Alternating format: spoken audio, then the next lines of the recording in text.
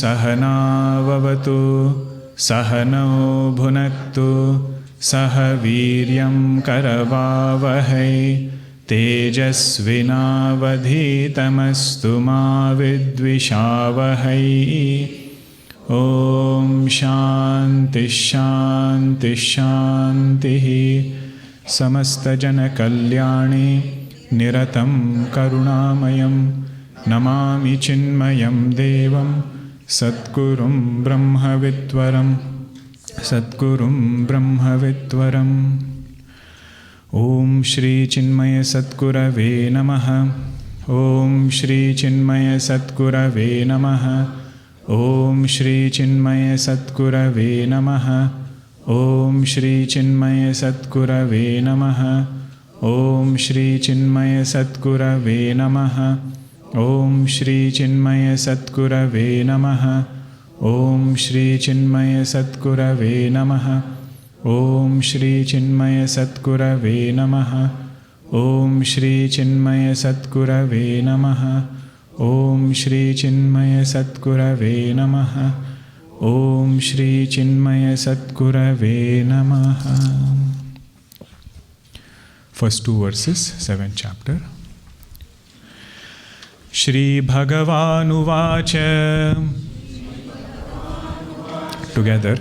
Maya saktamanav partha yogam yunjanmadashrayah asamshayam samagram mam yatha jñāsyasi tachrunu jnanam teham savijnanam idam vakshamyasheshatah yajñātvā neha bhūyonyate jñātavyamavashishyate.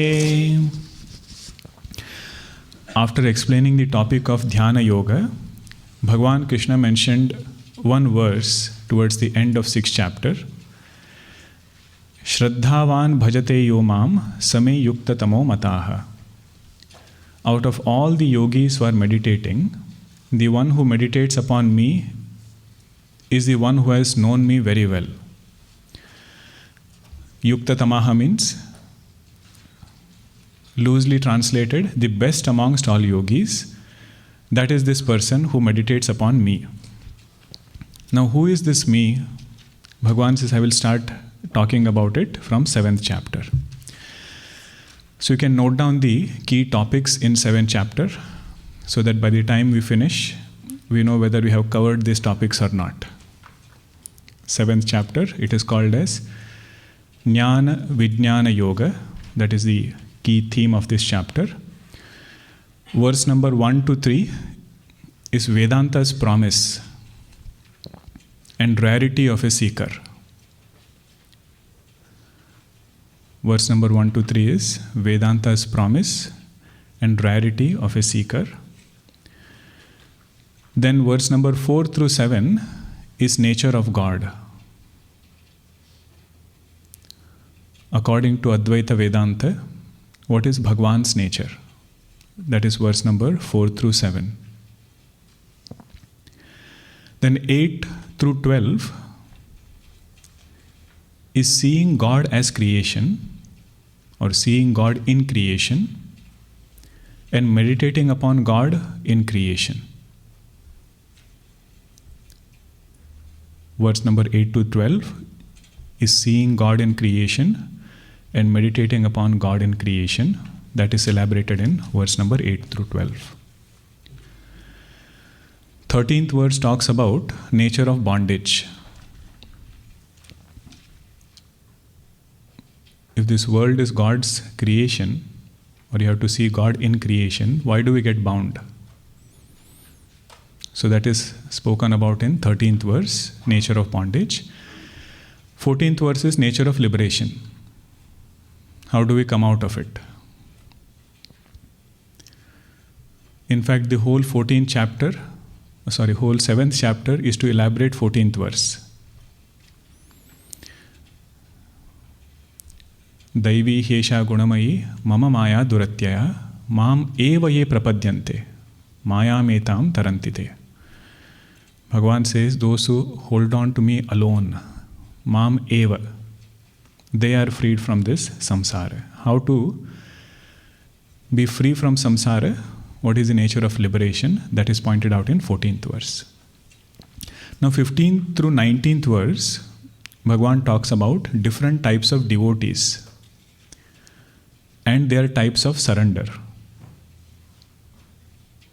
Who are these different type of devotees and in what way they surrender to God? 15th through 19th verse.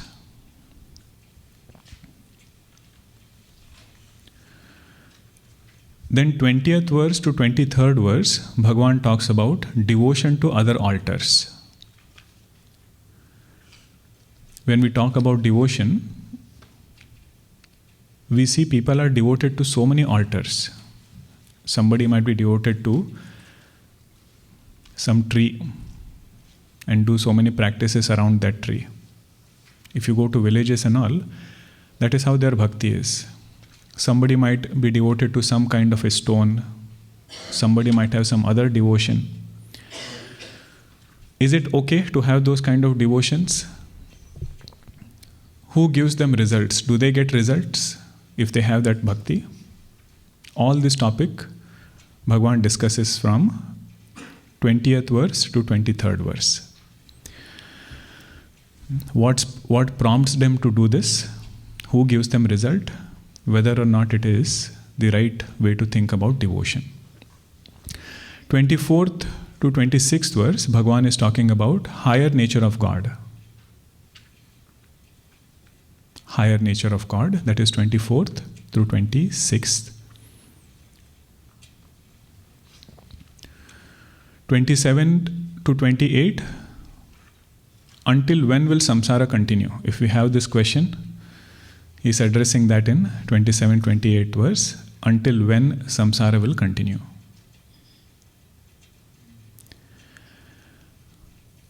And Bhagavan, being a master teacher, he puts the seed of the next chapter in the last verse of previous chapter. So he wants to make sure whether Arjuna is paying attention. So he uses few new terms. And he says, Arjuna, the one who understands these, that person is liberated. So Arjuna asks a question. Bhagavan, please explain me these terms. So that becomes the seed of 8th chapter. So those seeds are there in 29th and 30th verse. The connection to 8th chapter is mentioned in last 2 verses of 7th chapter. So with this, the whole chapter is in our palm. We know what are the key topics. Once we do the elaboration of all the topics, later on, even when we do Parayanam, when we chant that chapter, all these key ideas will come as a recap. So we should try doing that for the previous chapters that you have studied. We did the same method for 6th chapter also. What are the key topics? Each set of verses, what is the main theme? So that is 7th chapter for us, Jnana, Vijnana, Yoga.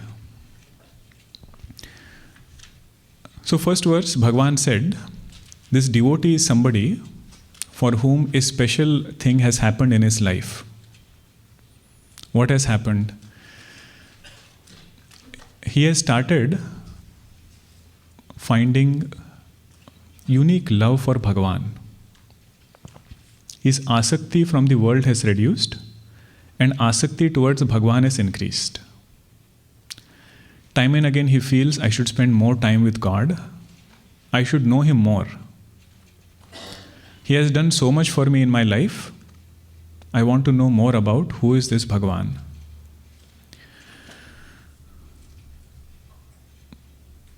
I think I had shared this earlier. I don't know if I shared it in this class. During COVID time, things were very difficult. And people were so gracious that they helped each other out.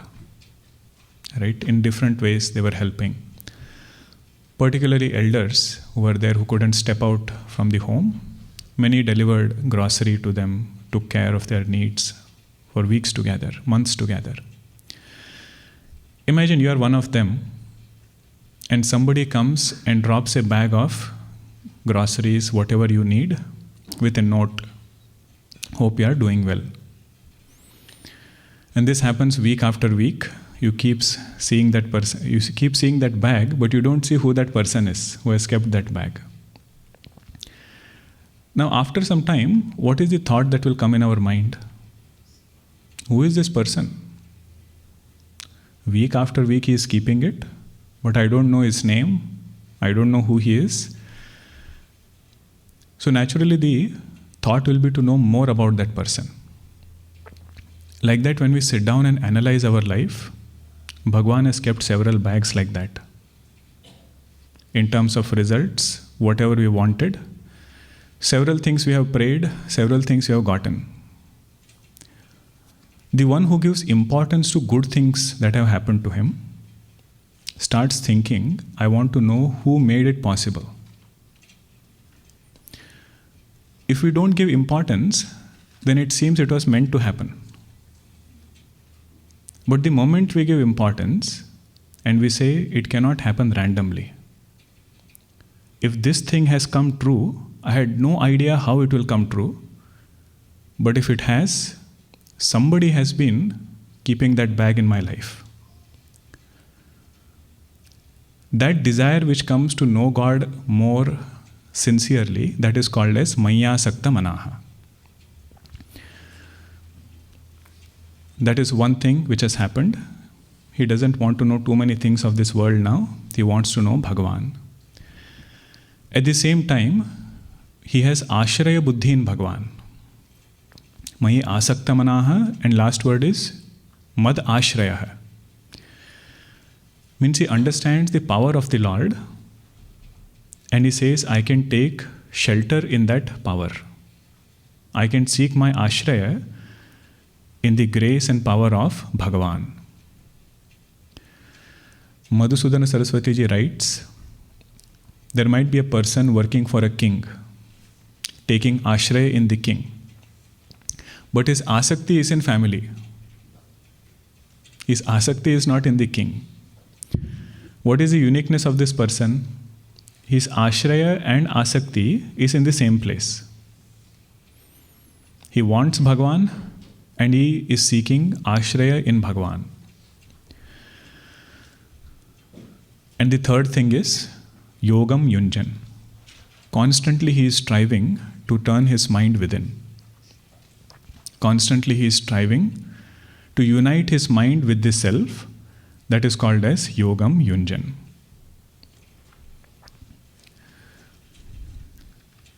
In one of the satsangs with Puja Guruji, one new student came who was planning to join Vedanta course.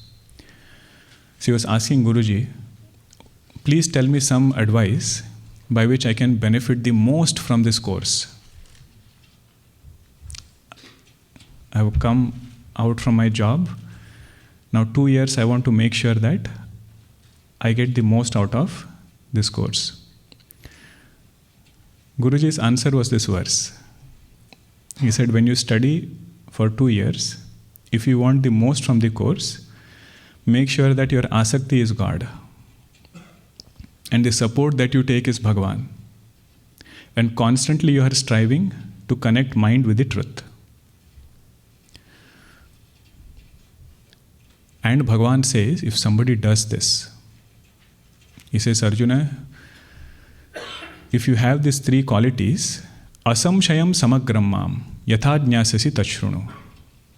If you do shravanam with these qualifications, all your doubts will be resolved. You will not have any confusion about any question about Vedanta or in Dharma also. Asamshayam samagram. Samagram means along with result, you will see this knowledge fructifying in your life. It will not remain only information. That information will bring transformation. That is asamshayam samagram mam. No doubts, at the same time that knowledge helping us come out of sorrow. The next verse is we had just started discussing that verse. Jnanam teham savijnanam. Bhagavan says, I am going to teach you what is Jnanam and I will also teach you what is Vijnanam. So the chapter's name has come from this verse. Jnana Vijnana Yoga. So he says, what is Jnanam? If you just look at the BMI chart, we had seen three terms, right? Ajnanam, Jnanam and Vijnanam. What is Ajnanam? Seeing things and objects and seeing them to be different. Object A is different from object B is different from object C, and so on. So knowing too many things is different is called as Ajnanam. What is Jnanam? Jnanam is to know that one truth alone is the cause of all this plurality. Whatever I am seeing as objects, whatever I am seeing as different names and forms, they don't have independent causes. Individual independent causes are not there. There is one truth from which all effects have emerged. In Ajnanam, he didn't have sight of that cause at all. Now in Jnanam, he is having sight of that cause and understands all effects have come from that same cause. Now what is Vijnanam? Vijnanam is whenever he sees the effect, he is able to pay attention to the cause. Because he understands that one alone has become many, it is not an independent entity.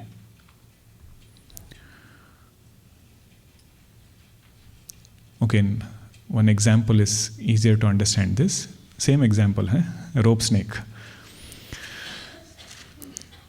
What is Ajnanam? Thinking that snake to be real is Ajnanam. If I think that snake is real, I don't see anything but the snake, that is Ajnanam. What is Jnanam, knowledge? I know that the substratum of this snake is rope. This snake has emerged from the rope. When I understand that, that is called as Jnanam. What is Vijnanam? Even if I am seeing this snake, I know that there is only rope. Even though I am seeing the snake, I understand there is only rope. There is no real entity called as snake. So while seeing the rope, I can meditate upon, while seeing the snake, I can meditate upon the rope. Like that, while seeing Jagat, he can meditate upon consciousness. While seeing his thoughts through mind and intellect, his attention is on intellect, because he knows all of this is nothing but consciousness alone. So this definition we had taken from Ramakrishna Paramahamsa, where the example he gives is very profound. There is a person who is walking up the stairs. He leaves one stair, goes to the next one. Then finally he comes to the roof and comes to understand that all the stairs that are left behind is made of the same material as the roof. The concrete which makes the roof is the same concrete which makes the stairs. So what I have left behind is not some independent entity. It is the same material which is pervading even that thing which I have left behind. So here one step is to separate this world from consciousness. To understand that consciousness alone is real and everything else is different from that consciousness. But second step is to understand whatever I have left behind, it is nothing but an appearance in that same consciousness. It is not an independent entity. It is appearing in that same consciousness. Means if I am afraid of that snake, first thing I have to understand is, okay, there is snake, there is rope. First pay attention to that rope. Separate that snake from the rope. Then the second step is to understand that snake is not an independent entity. It is rope only appearing as snake. So I have to dissolve that snake in the rope.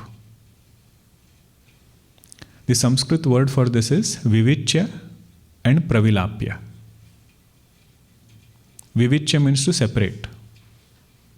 Until I am seeing only that snake and getting afraid, I have to separate that snake from the rope. But that is only 50%. If I am left with snake and rope, then it is not non-duality. What is the second step? To dissolve that snake, pravilapya, to dissolve that snake in the rope. To understand that the snake doesn't have independent reality. That is this Vijnanam, where even when he is interacting with objects, when he is seeing his mind, seeing his intellect, he understands I am interacting with consciousness only. It is not something else, it is that same Chaitanya, because of ignorance, appearing as this name and form. Unless we get this, the completeness in knowledge is not there. If we think consciousness is something else and world is something else, our full journey in Vedanta is not complete. So Ramakrishna Paramji, he says, to know there is only one truth and there is world which is different from that truth. He says that is like knowing there is fire in the wood. That is like knowing there is fire in the wood. That is Jnanam. What is Vijnanam? He says Vijnanam is to light that firewood and bask from the warmth of that fire. So Vijnanam is, even while interacting with world, to understand that it is the same consciousness appearing as his world. Not something else, to remember that fact. The way he loves consciousness, it is the same way in which he will start loving this world. I hope you are catching the subtle difference. Previously, what was told to him? Have vairagya. In Jagat, dosha darshanam was pointed out. Now he understood through vairagya, through shravanam, when he did shravanam with vairagya, he understood that truth alone is real and everything is an appearance in that truth. Now when he is interacting with this appearance, he should be able to remember that truth. Not again think this appearance is absolutely real. That ability is called as Vijnanam. He gives several examples. One is knowing what is milk, describing the milk. Second is drinking the milk and getting nourished by that milk. So knowing that consciousness is real, world is an emergent from consciousness, knowing that is knowing about milk. But actually living in this world, and while interacting this world, understanding the nature of consciousness, being able to shift attention to consciousness, that is like getting nourished by the milk.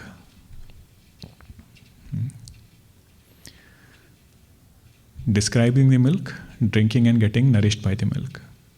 Knowing about the truth, and second is seeing the truth. That is called as Vijnanam. Idam vakshami asheshatah. This I am going to teach you in detail. Asheshata means there will be nothing left unanswered. This is Bhagwan's confidence. He says if you listen carefully, no doubts will remain which are unanswered.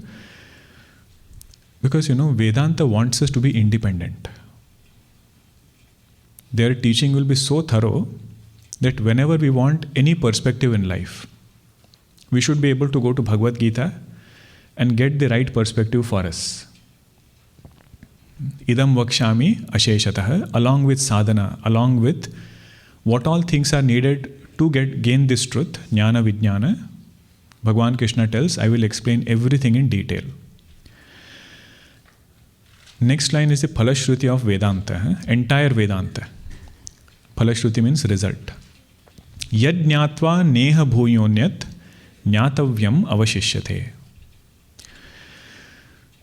Having understood this truth, nothing else will remain to be known again. Yajñātva neha bhuyonyat jnātavyam avashishyate. Arjuna, once you gain this knowledge of Atma, not only Jnanam but Vijnanam, you are able to see the truth even when conditionings are there. When that happens, nothing else will remain to be known. Now, how should we understand this? Once we have understood the cause, all effects become known. So if gold is the cause and ornaments are the effects, if I know what is gold, all ornaments become known to me. Now I might not know specific name and form. Different names can be given to different forms of ornaments. That I might not know. But what is the essence of that ornament? Gold. So once I know gold, all names and forms become known. In the same way, once I know the absolute cause of this creation, which is consciousness, from which all names and forms have emerged, no matter which object is there, where, the first question we should ask is it made up of 5 elements or different from 5 elements? Panchikruta Panchamahabhuta only it will be made up of. And that Panchikruta Panchamahabhuta has come from consciousness. So if I know consciousness, I know all the effects coming out of consciousness. Now I will not know the details. So many a times when we read this statement, people think, having known this, everything becomes known. Means if I study Vedanta, will I know physics, chemistry, math? Will I become very efficient in my business transactions? That is called as Vritti Jnanam. That kind of efficiency is in mind and intellect. For that we will need specific knowledge of that particular field.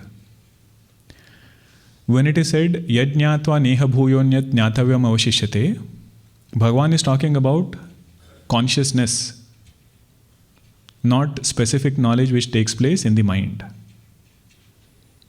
Even that knowledge of physics, knowledge of chemistry, the objects in physics, objects in chemistry, are illumined by that same consciousness. The essential nature of all objects, including the atoms and molecules, that is also this consciousness. In that way, when I know the absolute cause, all effects become known to me. This is a fundamental shift in our thinking. If you have to think about how to abide in this consciousness, how to live Vedanta, constantly we'll have to keep thinking about how this is Karanam, how this is cause of this whole universe. This meaning consciousness. Consciousness is the primordial cause of this whole universe. Whatever I am seeing as an object, one sadhana is add consciousness there and see it. If I am seeing this harmonium, don't just see it as harmonium. It is harmonium plus Chaitanya. Sat aspect of Chaitanya is getting reflected in this harmonium. Right? Where does the existence of this harmonium come from? It doesn't come from the wood. It comes from consciousness, Sat. In thoughts, there is ability to know. Where does that ability come from? Chaitanya, Chit. And whenever I feel joy in my mind, where does that joy come from?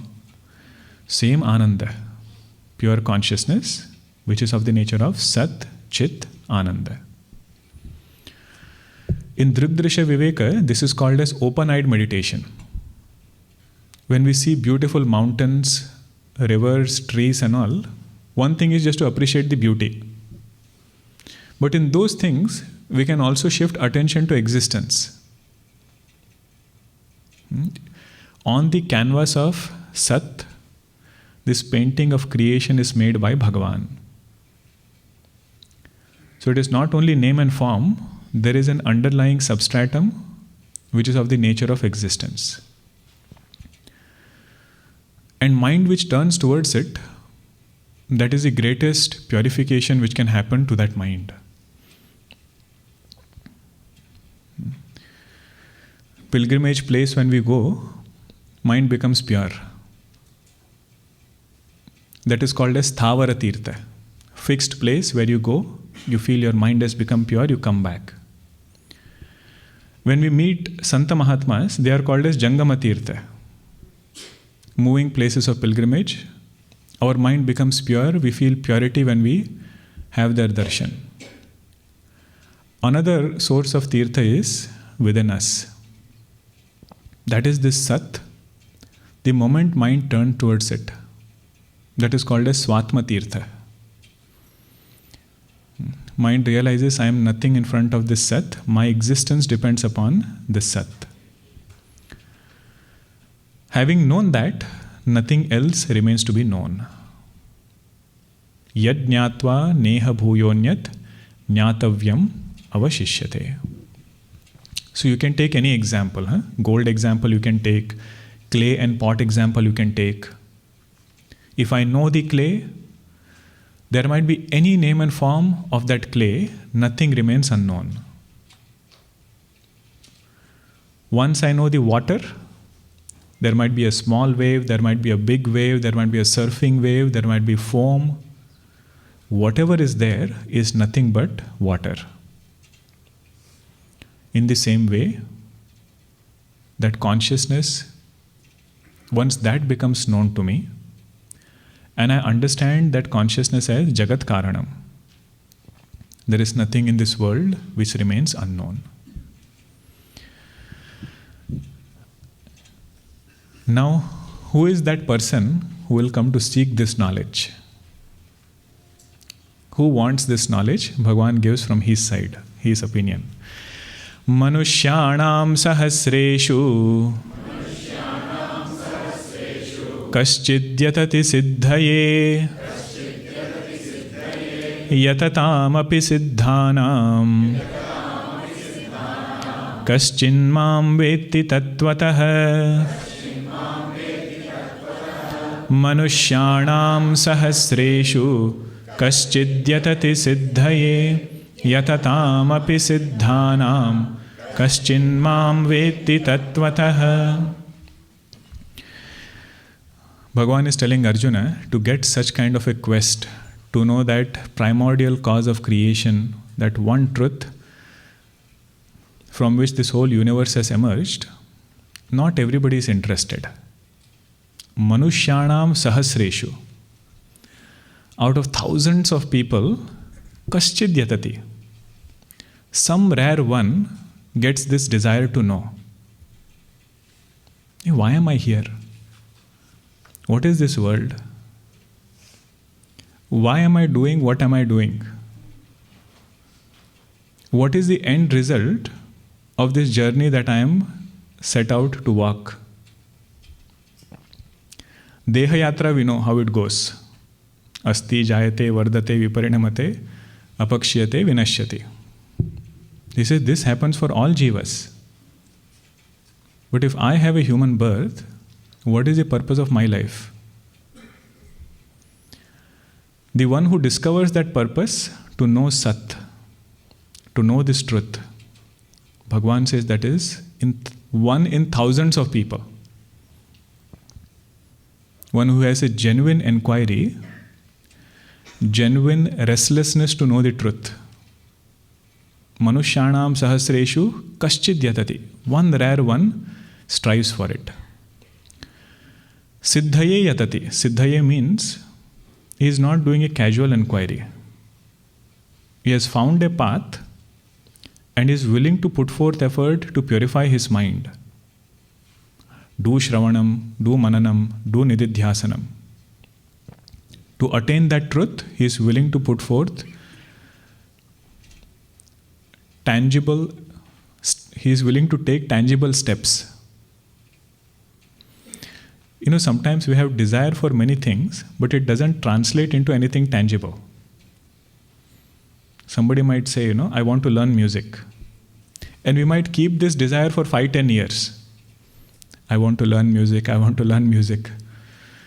But if it forces us to find time, go to a teacher, systematically learn, practice it, do riyaz, that shows our commitment. Kaschid yatati siddhaye.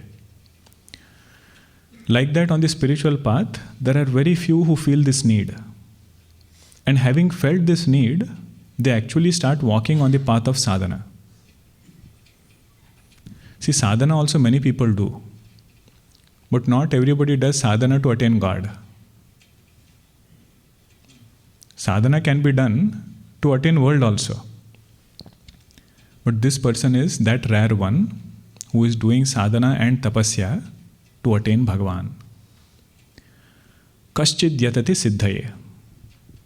Out of those people, yatatam api siddhanam. Do you notice something interesting here? The one who is striving, Bhagavan doesn't call him a sadhaka. He could have said yatatam api sadhakanam. He is saying yatatam api siddhanam. Means if somebody sets their mind on God, Bhagavan doesn't hesitate to call them a siddha. He says, if not today, tomorrow. If not in this life, some other life. He will become a siddha, he will become a perfected person. Yatatam api siddhanam, out of those people who have single-pointedly chosen God, who are walking on the spiritual path, kaschin mam veti tattvataha. Very few of them, one rare one, will come to know me in my essential nature. The meaning of tattvata here means without any conditioning. Kaschin mam veti tattvata means very few people will come to know me in my unconditioned existence. Bhagavan is so nice person. He doesn't hurry us up. He doesn't make us feel there is a sense of urgency.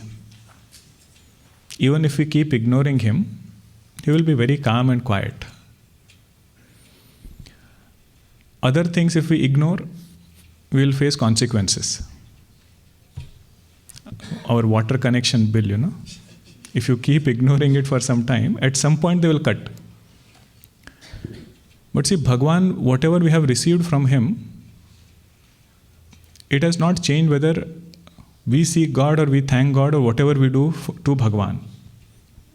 Whether or not we do it, Bhagavan says, I will continue to give. But the one who is seeking him, he discovers the urgency of spirituality. That's why in Vivek Chudamani and all, the first part of Vivek Chudamani is to emphasize this point. Manushyatvam, mumukshutvam, mahapurusha samshrayah. Durlabham trayameva etate. These three things are very rare. Human body, desire for knowing the self, mumukshutvam, and getting the right direction, mahapurusha samshrayah. All these three can come together only with God's grace. Daivanugraha hetukam. Bhagwan's grace only has to come and make all these three things come together for us.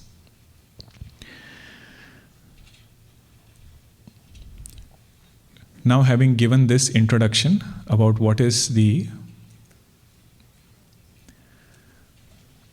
rarity of a seeker, what is the promise of Vedanta? What is the promise of Vedanta? In the first three verses, what has Bhagavan promised?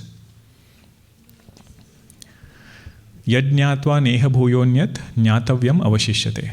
Having known that truth, incompleteness will be removed from life. Nothing else will remain to be known. Meaning what? No incompleteness will be there. Fear of missing out. that will not be there.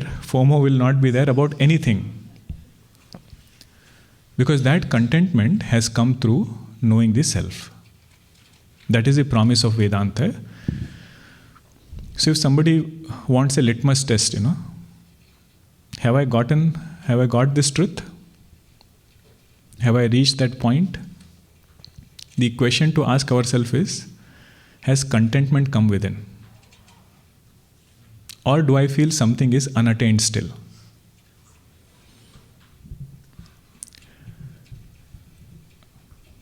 Thinking about it more and more will keep pushing us towards the truth. That is the promise, right? Yajñātva neha bhuyonyat jñātavyam avashishyate. If somebody gets it truly, nothing else remains to be known. Now Bhagavan is telling about his nature now. Right? 4th through 7th verse was nature of God. This verse is little difficult. I'll give you a warning ahead of time. So you have to be ready, but we'll try to simplify it in the best possible way we can, because he's not using our traditional terminologies, what we are familiar with. So slight differences there. 4th and 5th verse, let us chant together. Bhumirapo nalo vayuhu Khammano buddhireva cha Ahankara iti yamme Bhinna prakritirashtadha Apareyamitastvanyam Prakritim vidhi me param Jiva bhutam mahabaho Yayedam dharyate jagate Bhumirapo nalo vayuhu Khammano buddhireva cha Ahankara iti yamme Bhinna prakritirashtadha Apareyamitastvanyam Prakritim vidhi me param Jiva bhutam mahabaho Yayedam dharyate jagate. Okay, before we go into the verse, you can note down the sequence of creation. Bhagavan will use some different words for it. First and foremost, in the origin of creation is pure consciousness. Om or pure consciousness, that is at origin of creation. After that comes Prakriti. Prakriti or Maya, that is the first sprout from creation. Prakriti or Maya. Means consciousness along with that Prakriti becomes ready for creation to emerge. From pure consciousness, nothing has emerged. Along with this conditioning of Prakriti, it becomes Saguna Brahma, ready for creation to come. Okay, first is consciousness. So what is the second one? Prakriti. Third one is Mahat Tattva. Mahat Tattva.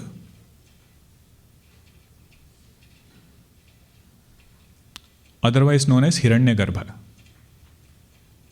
Hiranyagarbha. Prakriti, Mahat Tattva or Hiranyagarbha. That is the third one. After Hiranyagarbha comes Ahankara. After Hiranyagarbha comes Ahankara, the total Samashti Ahankara. Samashti Ahankara, that is the fourth one. And after Ahankara comes Tanmatras. Tanmatras, the unmanifest subtle 5 elements. Not the gross ones, the subtle ones. That is called as Tanmatra. The 5 elements which are there: space, air, fire, water, earth. Okay, what is the sequence? Pure consciousness, Prakriti, Mahat Tattva. What is another name for Mahat Tattva? Hiranyagarbha. Then Ahankara. Then Tanmatras. Now, in this particular verse, Bhagavan is using different terminology for each one. Okay? You note down that terminology under that thing. Prakriti, Mahatattva, Ahankara, Tanmatra. These 4 things. For Prakriti, he calls it Ahankara. Okay? For Prakriti, in this particular verse, Bhagavan is using the word Ahankara. For Mahatattva, he is calling it Buddhi. Mahatattva, he is calling it Buddhi. And Ahankara, he is calling it Manaha. Ahankara, he is calling it Manaha. Thankfully, Tanmatra is calling it Tanmatra. All the 5 elements which are there, he says, Bhumi, Apa, Analaha, Vayuhu, they are the Tanmatras. If this sequence is clear, this verse will become clear. What is the name of Prakriti in this verse? Ahankara. What is the name of Mahatattva in this verse? Buddhi. What is Ahankara, Samashti Ahankara called here? Manaha. And what is Tanmatra called as? Tanmatra. Means the 5 elements which are there, they are called as Tanmatras. Now you see this verse. Bhagavan says, I will tell you about my nature. I have a lower nature and I have a higher nature. What is my lower nature? Bhumi means earth. Apaha means water. Analaha, fire. Vayuhu, air. Kham, space. He's just listing it out. He says the 5 tanmatras which are there, that is my lower nature. Now you all are very tuned to Bhagwan. Huh? Next word is Manaha. Correct? Bhumi, Apaha, Analaha, Vayuhu, Kham, Manaha. Now what is Manaha referring to? Ahankara. Very good. Samashti Ahankara is referred by the word Manaha. Then comes Buddhi. What is Buddhi referring to? Mahatattva or Hiranyagarbha. The cosmic total mind which is there, that is referred by Buddhi. Then comes Ahankara. Second line, Ahankara is there. What is Ahankara referring to? Prakriti. Look at your chart. Ahankara is referring to Prakriti. In this particular verse, the word Ahankara refers to Prakriti. Shankaracharya explains, if there is a sweet mixed with poison, that sweet is not called sweet, sweet is also called poison. Sweet mixed with poison is called poison. So he says, this Prakriti along with Ahankara is called as Ahankara. Just like sweet mixed with poison is called poison, Prakriti mixed with Ahankara is called as Ahankara. But the main thing is the terminology should be clear. So Ahankara over here means Prakriti or Maya. Iti iyam me, iyam means Prakriti is one, but it appears as 8 forms. One Prakriti, Maya, alone appears as all these things. Bhinna Prakriti Ashtadha. These are the 8 facets of my lower nature. Now, one thing to note here is, what is being referred to in this verse is only the matter part. If you want to say, summation of insentient things is my lower nature. What are those insentient things? All the tanmatras. Samashti Ahankara, the matter part of Samashti Ahankara. The matter part of Samashti Buddhi. Matter part of Prakriti. All of that put together is my lower nature. Think of it this way, if you have water in a container and you keep it out in the sun for reflection. Now there is reflection of sun and there is the container and the water. That container plus water is lower nature. And the reflection of sun, he says that is higher nature. Next verse will talk about higher nature. that is talking about Jiva. So Jiva is the consciousness part in it. The matter part is lower nature. The touch of consciousness, the reflection of consciousness, that is higher nature. Now, why is reflection called as higher nature? Because the original can very well say, this reflection is nothing but me only. You hold on to the reflection, you will reach the original. But if I hold on to matter, I will get bound. That is why it is called as lower nature. Shankaracharya says it is anarthakari. It will cause lot of calamity in our life. You want to see the words that he uses? Nikrushta, he says it is lower. Ashuddha, it is impure. Anarthakari, it will cause lot of calamity. Samsara bandhanatmika, it will bind us in samsara. What will bind us in samsara? The inert prakriti. Jada prakriti which is there, if my mind only goes with inert objects, he says that will keep us in samsara. Now what is higher nature? Apareya mitastvanyam. Different from this apara prakriti is my para prakriti, higher nature. What is that? Jiva bhutam mahabaho. The reflection of consciousness which is there in this creation, that is my para prakriti. In other words, jiva. Reflected consciousness is called as jiva. That jiva is the one who is holding this whole universe together. You see that line? Yaya idam dharyate jagat. Meaning what? The purpose of this creation is for jiva only. To give karma phala to jiva, this inert creation comes about. If somebody has to get karma phala of swarga, swarga has to be created for that jiva.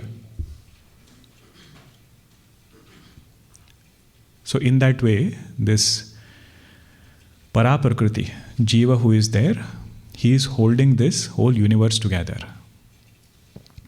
Jiva bhutam mahabaho yaya idam dharyate jagat. But I hope the basic topic is clear, right? What is apara prakriti and para prakriti? But you have to go in reverse order to understand what words are being translated here. So, next Sunday is our Om Run. So we will have our satsang in Lake Vasona Park while walking. We won't have the class here. The Sunday after that is Swamiji's Yajna, Swami Aparajitanandji's Yajna. Then we'll probably get one more class after that. So that will be our last class. Wherever we reach, we'll pause for that class. Okay. Om Purnamadah Purnamidam Purnat Purnamudachyate Purnasya Purnamadaya Purnameva Vashishyate. Om Shanti Shanti Shanti. Harihi Om Shri Gurubhyo Namaha. Harihi Om.